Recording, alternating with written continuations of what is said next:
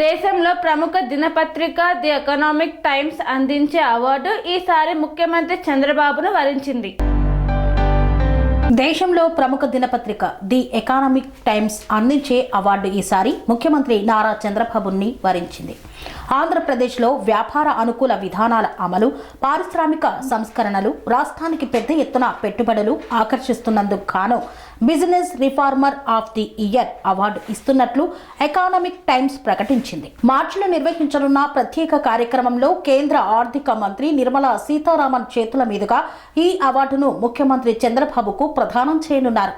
ఈ అవార్డును దేశంలోని ప్రముఖ పారిశ్రామికవేత్తలు, ఆర్థిక నిపుణులు, న్యాయవేత్తలతో కూడిన అత్యున్నత స్థాయి జ్యూరీ ఎంపిక చేసింది.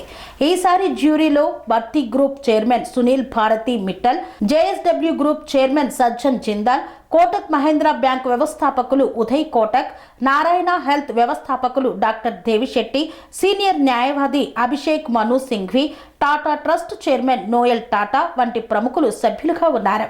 పనేసియా మెరిడియన్ హాస్పిటల్స్ ప్రతి సామాన్యుడికి అందుబాటులో అంతర్జాతీయ వైద్య ప్రమాణాలతో వైద్యం, 24 గంటల అంబులెన్స్ సర్వీసుతో పాటు అత్యవసర సేవలతో ఏర్పాటైన చికిత్సా విభాగం.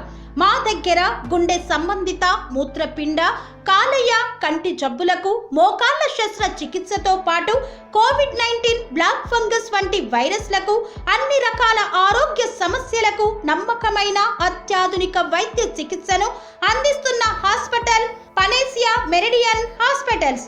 మీ ఆరోగ్య సమస్య ఏదైనా ఇప్పుడు పరిష్కారం సాధ్యం.